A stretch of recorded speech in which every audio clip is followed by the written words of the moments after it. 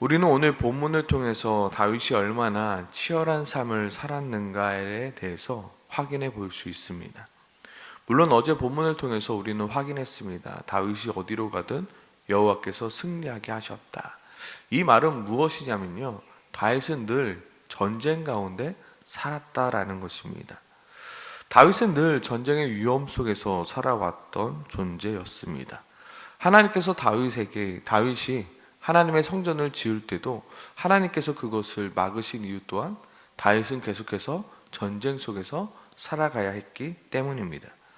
어찌 보면 다윗의 인생은 한순간도 평안한 순간이 없었습니다. 어린 시절부터 왕이 될 때까지, 그리고 왕이 돼서도 늘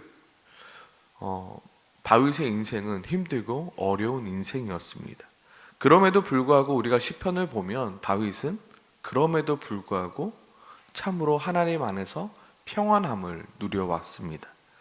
오늘 이 새벽에 우리가 좀 묵상하고 싶은 것은 평안할 수 없는 환경 가운데서도 무엇이 다윗을 그렇게 평안하게 하였는가? 다윗은 어떻게 그렇게 평안할 수 있었으며 오늘 다윗과 함께한 이들은 어떻게 그렇게 어려운 순간순간마다 평안할 수 있었는가에 대해서 함께 나누려 합니다. 오늘 먼저 본문에 보면 다윗이 암몬 자손의 왕 나하스의 죽음을 위로하기 위하여 사절단을 보내고 있는 장면입니다. 다윗은 말합니다. 한운의 아버지 하나스가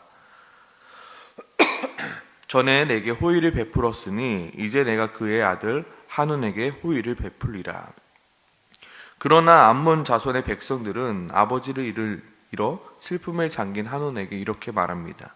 지금 다윗이 조문단을 보낸 것은 왕의 부친을 존경해서가 아니라 이 땅을 엿보고 정탐하고 정복시키고자 함이니 그냥 보내서는 안 됩니다라고요. 그래서 결국 한운은 어떻게 합니까? 다윗이 보낸 사절단을 잡아 그들의 수염을 깎고 그들의 의복을 볼긴 중간까지 자르고 돌려보냅니다. 그럼에도 다윗의 신하들이 그렇게 몹쓸 짓을 당하였음에도 불구하고 그들에게 어떤 것도 하지 않음을 우리는 볼 수 있습니다.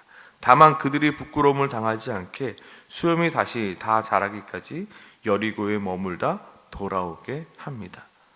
그러나 오히려 암몬 자손들은 어떻게 합니까? 다윗에게 밉보인 것을 알게 되고 은천 달란트를 아람 나하라임과 아람 마아가와 소바에게 보내어 병거 32,000대와 마아가 왕과 그의 군대를 고용하여 다윗을 지금 쳐들어오게 되는 장면이 오늘의 본문의 장면입니다. 이렇듯 다윗 주변은 늘 전쟁투성이었습니다. 늘 다윗을 못마땅하게 여기고 어떻게 하면 다윗을 좀 죽일 수 있을까? 다윗은 늘 위협 가운데 있었습니다. 그렇게 다윗은 그들이 쳐들어왔던 소식을 듣고 요압과 용사의 온 무리들을 보냅니다. 그렇게 요압은 아람 군대를 상대하게 되었고요. 요압의 동생 아비새는 암몬 자손을 상대하고 있습니다. 요답은 말합니다. 12절이죠. 만일 아람 사람이 나보다 강하면 내가 나를 돕고 만일 암몬 사람이 너보다 강하면 내가 너를 도우리라. 지금 연합군이 오고 있는 상황이어서요. 나는 아람 사람을 맡을게, 너는 암몬 자손을 맡아. 내가 이길지 너가 이길지는 알지 못하지만 둘 중에 좀 이기는 자가 서로 도와주기로 하자라고 합니다. 지금 요압이 이렇게 말하고 있는 이유는 무엇입니까? 지금 이 전쟁이 이스라엘에게는 결코 쉬운 전쟁은 아니었다라는 것입니다. 우리가 당연히 승리할 것이라고 장담할 수 있는 전쟁은 아니라는 것을 우리는 볼 수 있습니다. 우리는 다윗이 어디를 가든 전쟁에 승리하였다고 하니까 다윗이 손쉽게 승리한 줄 압니다. 그러나 오늘 본문을 통해서 살짝 엿볼 수 있었던 것은 다윗의 승리는 그렇게 호락호락한 승리는 아니었다. 늘 치열한 전투 속에서 늘 내가 죽을지 아니면 내가 승리할지 알지 못하는 전쟁 속에서 살아가고 있었다를 오늘 본문 속에서 우리는 엿볼 수 있습니다. 그때 요압이 이렇게 말합니다. 13절이죠. 담대하라, 힘을 내라. 지금 아마 자신의 아우 아비새가 두려움에 떨고 있으니까 형님 내가 형님이랑 좀 붙어 있어야 되는데 형님이랑 떨어져 가니까 내가 불안하고 두렵습니다. 어떡할까요? 라고 했을 때 요압은 말하죠. 담대하라, 힘을 내라. 그리고 한 번 더 이야기합니다. 담대하라, 힘을 내라. 오늘 원어 성경에 보면 담대하라는 말을 두 번이나 연달아서 반복하고 있습니다. 이 말을 하는 이유가 무엇입니까? 지금 아비새가 너무나도 두려워하고 있기 때문입니다. 전쟁터란 곳은 어떤 곳입니까? 누가 죽어도 전혀 이상하지 않은 곳이 전쟁터입니다. 그런데 그곳에서 다윗과 다윗의 용사는 일평생 살아왔던 것입니다. 그럼에도 불구하고 다윗과 다윗의 용사들은 날마다 하나님의 평안 가운데 살려고 노력하였습니다. 바로 13절입니다. 너는 힘을 내라. 우리가 우리 백성과 우리 하나님의 성읍을 위하여 힘을 내자. 여호와께서 선히 여기시는 대로 행하시기를 원하노라. 지금 요압은 이야기하고 있는 것입니다. 지금 요압이 의지하고 있는 것은 하나님이다. 너가 힘을 내. 우리 병사가 얼마나 많은지 봐. 너가 힘을 내. 너가 가지고 있는 힘이 얼마나 센지 너가 알아가 아니라 너는 힘을 내. 여호와께서 그 선하신 얼굴을 우리에게 비출 것을 믿어라고 이야기하고 있는 것입니다. 요압은 그 이야기를 어디서 들었을까요? 저는 오늘 본문을 묵상하면서 다윗에게 그토록 지겹도록 들었던 말이지 않았을까? 요압은 다윗의 군대의 장관입니다. 다윗과 항상 그 전쟁터에서 싸웠던 자였습니다. 아마 다윗이 요압에게 항상 말했겠죠. 요압도 두려웠을 때 다윗 왕이여 내가 두렵습니다. 어떻게 할까요? 아마 다윗이 지겹도록 했던 말이 이 말이지 않았을까요? 요압 힘을 내. 두려워하지 마. 하나님께서 우리에게 함께 하실 거야. 다윗은 이 이야기를 할 수 있었던 이유는 무엇이었습니까? 바로 하나님께서 다윗에게 이 약속을 주셨기 때문입니다. 요압 두렵지? 그런데 말이지 하나님이 나에게 약속하셨어. 너가 어디로 가든지 내가 승리하게 하겠다고. 내가 절대로 너를 버리지 아니하겠다고 나에게 약속하셨거든. 그러니까 하나님을 믿고 우리가 힘을 내자. 그러니 하나님을 믿고 하나님의 나라를 위하여, 하나님의 땅을 위하여, 하나님의 백성들을 위하여 우리가 싸우자라고 지겹도록 듣지 않았을까요? 그 이야기를 듣고 자란 요압은 여전히 두려워하고 있는 아비새에게 그 이야기를 전해주고 있는 것입니다. 하나님께서는 약속해 주셨습니다. 역대상 17장 8절입니다.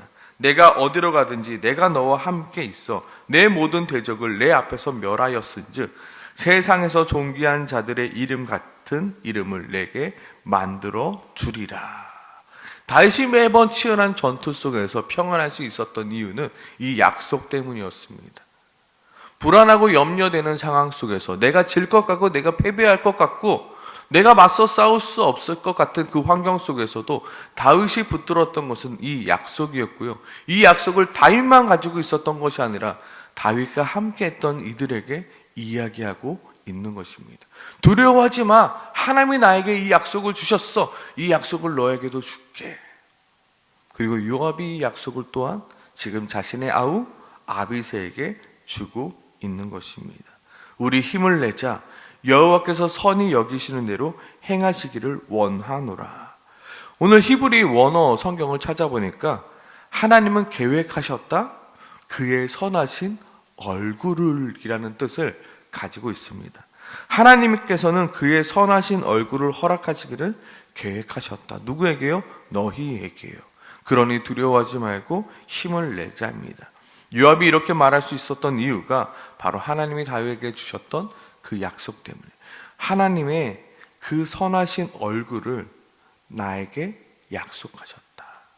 지금은 힘들지 모르지만, 지금은 어려울지 모르지만 너는 분명히 하나님의 그 선하신 얼굴을 보게 될 것이다 라고 말하고 있는 것입니다. 그리고 이 약속은 다윗에게만, 요압에게만, 아비새에게만 허락된 약속이 아니라 이 글을 읽고 있는 누가요? 바벨론의 포로 생활에서 돌아온 이들에게도 허락된 약속입니다. 바벨론의 포로에 돌아온 이들, 어쩌면 수많은 전쟁 속에서 살아왔던 다윗과 같이 지금 힘들고 어려운 상황 가운데 있습니다. 성전도 없고요, 성벽도 없고요. 모든 것이 허허벌판, 모든 것이 위협 속에서 살아갔던 이들입니다. 야, 다윗도 전쟁 속에서 불안 속에서 살아왔어. 그러나 그들이 평안했을 수 있었던 이유는 하나님의 약속 때문이었어. 하나님이 요압이 이렇게 아비새에게 이야기했거든. 불안에 떨고 있는 아비새에게 이렇게 이야기했어. 두려워하지 말자, 힘내자. 두려워하지 말자, 힘내자. 여호와의 선하신 얼굴이 너를 향하여 비춰질 것을 너가 기대해라라고 이야기하고 있는 것. 바로 역대상이, 그 기자가 바벨론의 포로로 돌아온 이들, 우리가 어떻게 이 위협을 견뎌낼 수 있을까? 라는 위협과 불안 속에서 살아가고 있는 이들에게 하고 있는 말씀입니다. 그리고 오늘 이 말씀은 오늘을 살아가고 있는 우리들에게도 동일하게 말씀하고 있는 말씀입니다. 너희는 어깨를 당당히 펴라. 두려워하지 말라. 힘을 내라. 여호와의 선하신 얼굴이 너를 향하여 계획되어 져 있다. 여호와의 선하신 얼굴이 너를 향하여 계획되어져 있다.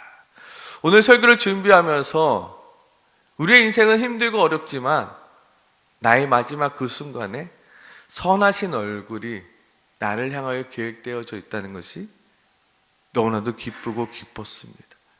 내 인생이 힘들고 어렵지만 내가 하늘나라를 갔을 때 예수 그리스도께서 나를 바라보며 그 선하신 얼굴을 비추실 것이 묵상되어졌습니다. 우리는 그 약속을 받은 자들입니다. 우리는 그 약속을 믿고 붙들며 살아가는 자들입니다. 내 인생이 힘들고 어렵고 전쟁과 같은 힘들 속에 있습니다.